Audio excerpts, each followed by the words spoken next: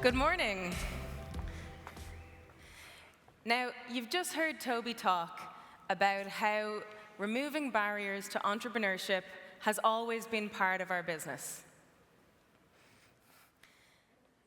I want to take the opportunity today to share some insights that we have into those barriers, because in order for us to change things, we need to understand what challenges merchants face on a day-to-day basis, and we also need to know who they are. So let's start by looking at the sheer volume of people we're talking about.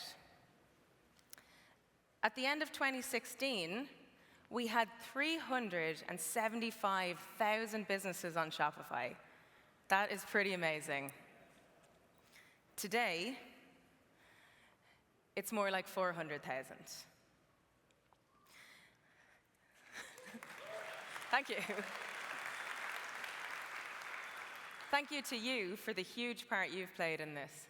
But let's look at this number a different way, because we're talking about active businesses here, but we know that's not all the people that use Shopify.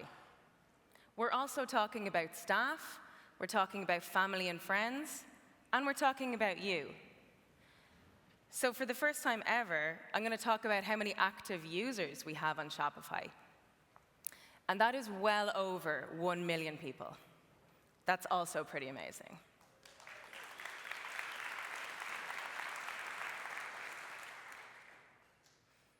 Now, for the last couple of years, we've been doing deep research into these people. We've taken in about 100,000 survey responses. We've personally interviewed thousands of merchants, and we've done countless store and warehouse visits, all with the goal of understanding the commonalities between this incredibly diverse set of people. And this has really helped us understand how our merchant base is changing over time, and I think it's important that we share these insights with you. So let's start with age. In general, within the US, we're seeing the age of entrepreneurship change. So what something was, about a couple of years ago, the age of entrepreneurs were usually under 30. That was about a third of people. But now we're seeing that change to be more generally distributed across age ranges. We're even seeing people redefine their retirement by starting business well into their 60s. And we see those same trends play out on Shopify too. So where only a few years ago, we had a very, very young user base, we're now seeing it more distributed across ages, with a notable group of merchants over 65. When it comes to gender, we at one stage had a predominantly male user base. That's also now changed, and we have a female majority. So if we combine that information with what we know about age, this tells us that we're firmly moving out of the early adopter market that we once were part of, and that's predominantly young males. And now what we have is a group that much more closely resembles the general population. We've also been keeping track of how much time people are spending on their businesses. Are they full-time, part-time, or somewhere in the middle? And we've always had a strong cohort of full-time businesses. But what's been really interesting is in the last few years, we've started splitting up part-time and aspirational full-time groups.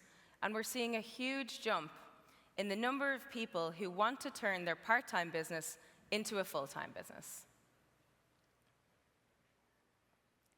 We've got stores in 175 countries now. And while it's clear from this map that North America is our largest country, it's a huge market. There's 3.9 million retail businesses in the US alone. But interestingly, despite 55% growth in North America last year alone, it won't be long before we support more businesses outside of this continent than inside. And that's because we're seeing huge growth happen all over the world. Even in places that you wouldn't traditionally associate with Shopify because we have an English language product. And each country within each continent has a different set of local requirements that they need our help with. And with 88% growth in South America alone, you can only imagine the opportunities that exist for us to open up these markets together. And I can't talk about global without talking about mobile. We've talked quite a lot about what we're seeing on the consumer side. So over the last couple of years, we've seen mobile browsing and purchasing change to a mobile majority. But what we haven't been talking about is what we're seeing on the merchant side, what it actually means for people running businesses. Now, our vision at Shopify is to have people be able to run their businesses from anywhere on any device. So a couple of years back, we doubled down on mobile, and last year we released a completely new mobile app. And we're seeing some pretty interesting behavioral trends. The yellow line here is web admin views. The blue line is the mobile app. You can see there's a pretty different pattern, where every weekend on web admin, people drop their laptops at the weekend, because who wants to be pulling out their laptop on a Saturday or Sunday? And we don't see that same drop in mobile. This shows us that the mental and physical barriers to accessing your business are limited on mobile. They're not as prominent. But there's something else pretty interesting here. And that's, for the first time ever, mobile app usage exceeded that of desktop. Now, often when we see spiking behavior changes like this, it's as a result of some kind of stress case. So for an individual shop, we might see it for a flash sale. For collective shops, we might see it for something like Black Friday or Cyber Monday. But this wasn't the case here, because those cases are usually involved with higher volume usage. And this was about lower volume usage, because it was Christmas week 2016. A time when people want to be with their families, a time that's often stressful for entrepreneurs, because we know that they can't completely drop their business at certain times of the year. So to see that there was barely a blip on mobile and a huge dip on desktop is a really important glimpse into the future for us. It won't be long before this is the new norm. And this reminds us that the very nature of work is changing, and we have to be at the forefront of advancing and enabling this change. We also know that merchants' businesses don't start and end within the confines of the Shopify platform. For many store owners, they run multiple sales channels all the time. And maybe a couple of years ago, it would have been normal to consider a Shopify store owner as somebody who only ran an online store. That's not true anymore.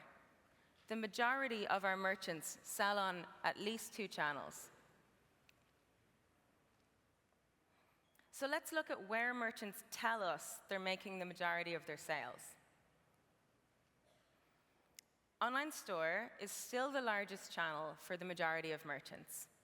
And this doesn't make any difference as to whether their business is 10 days old or 10 years old.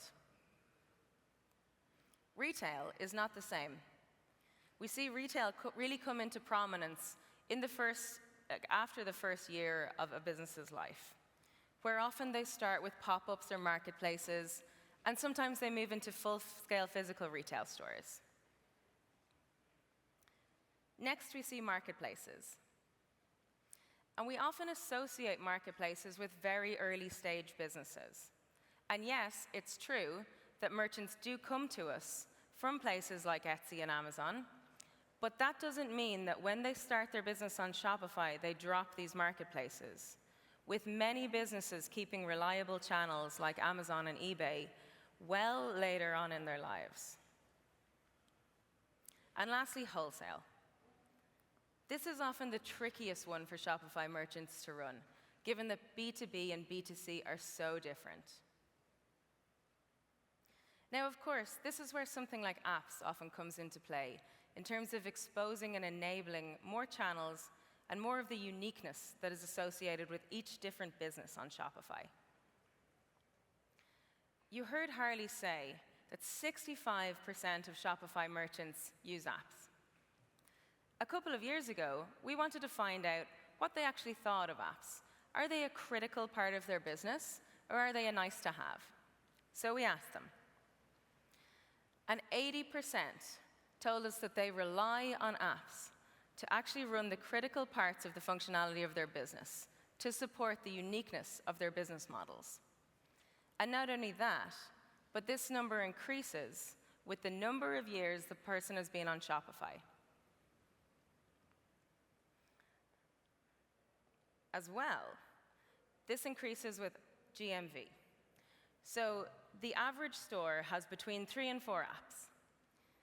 But if they make over 100K in sales, 16 is the average apps that they have. Which begs a really interesting question, which is, do successful stores need more apps, or do more apps make stores successful? And what's incredibly cool is that very few apps have remained in the top category for more than 2 years. And in a lot of cases, newcomers are actually outperforming more established developers. And that's as a direct result of the diversity of our merchant base. If you build on a niche vertical within Shopify now, you're probably still looking at 20,000 businesses that will be using your app. So there's still much to play for when you can identify barriers to businesses and take steps towards helping them fix them.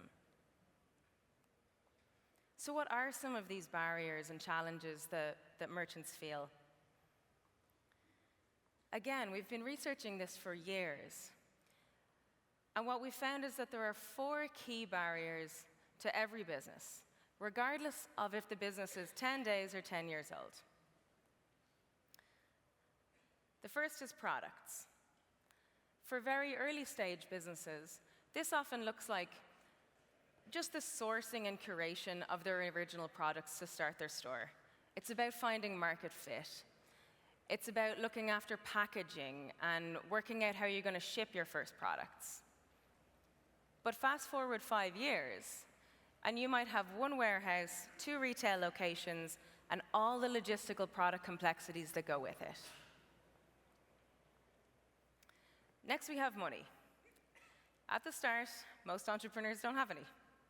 So, as obvious as it sounds, this is why free apps do so well in limiting that initial barrier to getting businesses off the ground. As businesses become more established, they tell us that things like understanding when to spend and when to save become really important, and when to look for capital or investment. Time and marketing. They go hand in hand because they're so related. We find that the #1 issue that people have when it comes to marketing is getting the time to actually develop a marketing plan, to develop an understanding of how much they should be spending on advertising, and to actually work out the return on investment for advertising dollars they're spending. And this is why so many apps exist in the App Store for marketing. I know you know this. There's well over 100 apps in the App Store that focus on this. But it's not a solved problem yet.